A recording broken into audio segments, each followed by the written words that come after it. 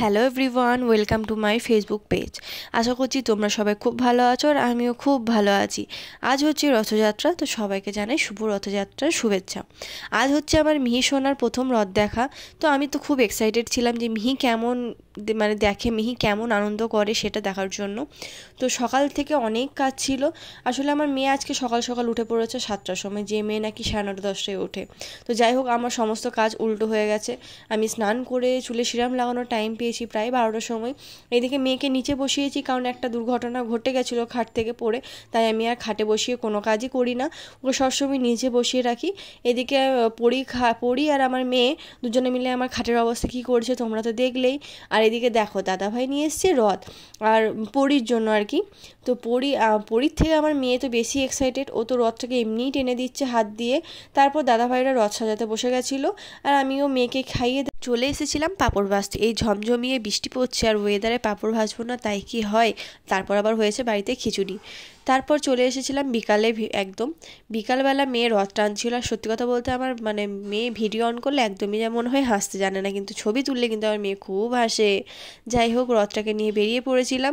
দেখি বাইরের কিন্তু বৃষ্টি পড়েছে, রাস্তা একদমই খারাপ হয়ে গেছে। এমনিতেই রাস্তাটা অনেকটা খারাপ, তারপর বৃষ্টির ওয়েদারে তো আরও খারাপ হয়ে যায়। পাশের গলিতে চলে গেছিলাম রথটা নিয়ে। ওই যে ছোট্টখাট্ট একটা রথ দেখো, আমার তো খুবই কিউট লাগে এই রথগুলো দেখতে। আমার তো মনে হয় পুরোনো দিনে, আমি ছোটোবেলায় ফিরে গেছি, সেই দিনগুলোর কথা মনে পড়ে যায়। তারপর আমরা বেরিয়েছিলাম একটু বড় রাস্তায়। এখান থেকে আমাদের বাড়ি থেকে বটতলা অবধি রাস্তাটা খুব খারাপ, তো বটতলা অবধি রথটাকে তুলে নিয়ে যেতে হয়েছিল। তারপর বড় রাস্তায় আমরা রথটাকে নিয়ে গেছিলাম। আর আমাদের বটতলাতে একটু ছোটোখাটো করে মেলা বসেছিল, দুটো নাগরদোল্লা, দুটো জিলিপির দোকান, দুটো ফুচকার দোকান, পাঁপড় ভাজা, দুটো খেলনার দোকান, এসব নিয়ে একটু মেলা বসেছিল। কিন্তু রথটা কিন্তু আমাদের বড় সড়ো হয়, সেটা দেখার জন্য কিন্তু অনেক ভিড় হয়, তোমরা একটু পরই ভিড়টা দেখতে পাবে। তারপর এই যে বড় রাস্তায় চলে এসেছিলাম। এইদিকে মেয়ে তো তার বাবাকে দেখে খুব খুশি। বাবা আর মেয়ে এই প্রথম মিহি সোনার রথ, আর বাবা কি অফিস থেকে আসবে না তাই হয়, সেও তাড়াতাড়ি অফিস থেকে ছুটি হয়ে করে চলে এসেছে। সে গেছে বাড়িতে ফ্রেশ হতে, আমরা এদিকে চলে এসেছি মেলাতে বলতে পরি নাগরদোলায় একটু চেপেছিল, ঘুরছিল, আর আমার মেয়েও সেটা মজা নিচ্ছিল, সেও চেপে মজা করছিল। আমরা মেলা দেখতে বেরিয়েছিলাম, কিন্তু রথ তখনও পর্যন্ত আসেনি একটু প্রবলেমের জন্য। তাই আমরা বাড়ি চলে এসেছিলাম জিলিপি কিনে। আর আমার মেয়ে তো জিলিপি খাওয়ার জন্য বায়না করছে, কিন্তু আমি ওকে একটু মতো চাটিয়ে দিয়েছি, তারপর আমি খেয়ে নিয়েছি, কারণ এত মিষ্টি দেওয়া এখন পর্যন্ত উচিত নয়। তারপর 9:30 নাগাদ আমাদের রথ এসছে। আমরা গিয়ে দেখি অলরেডি আসা শুরু করে দিয়েছে, কারণ আমি মেয়েকে খাওয়াচ্ছিলাম সেই টাইমে, যেতে একটু দেরি হয়ে গেছে। এদিকে এসে দেখি রাধাকৃষ্ণ চলে এসেছে, জগন্নাথ যেগুলো সাজিয়েছে জগন্নাথ চলে এসেছে। আর আমরা গিয়ে দেখি শুধু ব্যান্ড পার্টি দাঁড়িয়ে আছে, ওরাও এখনও কিচ্ছু করেনি। তারপর ব্যান্ড পার্টি আর বাজায়নি, যেহেতু বটতলাতেই চলে এসেছে। আর এদিকে নাচ শুরু হয়েছিল শিব পার্বতীর। বিশ্বাস করে এই নাচটা আমি সামনে থেকে দেখলাম, আমার তো দারুণ লেগেছে। আর যারা নেচেছে তাদেরকেও স্যালুট, যে দারুণ নেচেছে তারা, খুবই সুন্দর হয়েছে। আর এই যে শেওড়াফুলি রথযাত্রা, এটাই একমাত্র এখানে সব থেকে বড় রথ বটতলায়। আর এটা কোনো প্রবলেমের কারণেই হয়তো আসতে লেট হয়েছে, কিন্তু এটা প্রত্যেক বছরই 6:30টার মধ্যে চলে আসে। এই বছর হয়তো আসতে 9:30 হয়েছে, কোনো একটা প্রবলেম হয়েছিল হয়তো।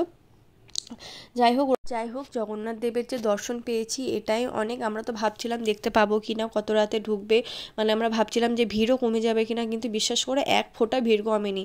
যেমন মানুষ 5:30 থেকে দাঁড়িয়েছিল, সেরকম মানুষেরই ভিড় ছিল। তারপর বক্স করেছিল, সেই বক্সে তো মানুষ নাচ গান করতে করতে যাচ্ছে। এই যে ভিড় দেখতেই পাচ্ছ, একটু আগে যে যার রাস্তাটা পুরো ফাঁকা ছিল সেই রাস্তায় কত ভিড়। আর এদিকে বাবা মেয়ের তো নাচ, কিন্তু আমার মেয়ের ঘুম পেয়ে গেছিলো। আর এদিকে পাশের একজন কথা বলছে, আর আমার মেয়ে কিন্তু খুবই হেসে যাচ্ছে। আমার মেয়ের খাওয়া দাওয়া হয়ে গেছে, কিন্তু ঘুমটাও চলে এসেছে। যাই হোক, জগন্নাথ দেবের দর্শন পেয়ে গেছি, তার সাথে প্রসাদ আর পুষ্প, সেটা নিয়েই বাড়ি চলে এসেছি। তার সাথে মেয়েকে একটু দিয়ে দিয়েছি, পুষ্প ঠিকই দিয়েছি, আর মাকেও দিয়েছি, বর্মশাকেও দিয়ে দিয়েছি। আর আমি একটু মতো বাতাসার টুকরো পেয়েছিলাম, সেটাই মেয়েকে খাইয়েছি। কলাটা রেখে দিয়েছি, পরে একদিন খাইয়ে দেবো বলে, কারণ রাত্রেবেলা তো ওকে কলাটা দেবো না, তাই রেখে দিয়েছি। ভেবেছিলাম সবাইকে দেবো, কিন্তু সবাই বললো থাক, ও তো কলা খায়, ওর জন্যই রেখে দাও, ও পরের দিন খেয়ে নেবে। তাই শুধুমাত্র প্রসাদ হিসেবে বাতাসাটাই দিয়েছি। আমার তো রথযাত্রা খুবই কেটেছে, আর মিহি তো খুবই আনন্দ করেছে।